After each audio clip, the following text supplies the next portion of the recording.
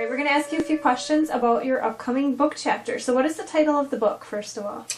The title of the book is the second edition for Continuing the Journey to Reposition Culture and Context in Evaluation Theory and Practice. Information Age Publishing is the publisher, and the editors are Stafford Hood, Rodney Hobson, Henry Frierson. Okay, great, thank you. And the title of your chapter is? Responsive Indigenous Evaluation, a Cultural and Contextual Framework for Indian Country. Okay, and who is working on this project with you? There are three authors. I'm the lead author, Nicole Bowman Farrell, Dr. Carolee Dodge Francis from the University of Nevada, Las Vegas, and Monique Tyndall from Goucher College. What is new in this chapter that people might not have known before? I think that this chapter, there are two significant things that have not been published before. First of all, we take a multi-jurisdictional approach to evaluation.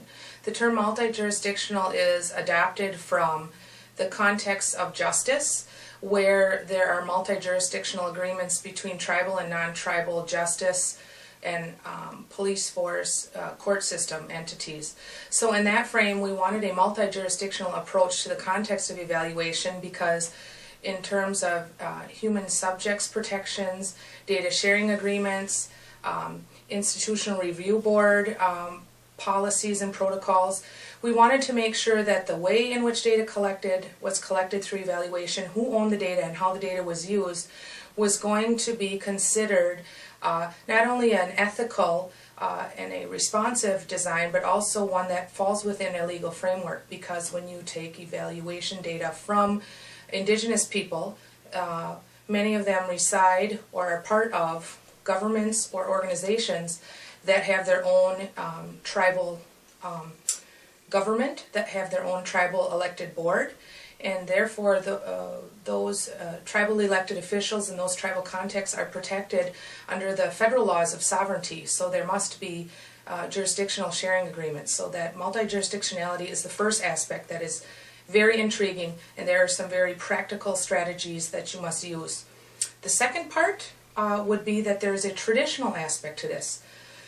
Monique Tyndall is the traditional person, and we purposely selected her because what she brings to the table is she lives in a traditional way. She lives in the old ways that our elders have taught us. So there are also cultural protocols when you go in and do responsive indigenous evaluation. You don't just talk to the elected officials or the program officers who are running and implementing the grant.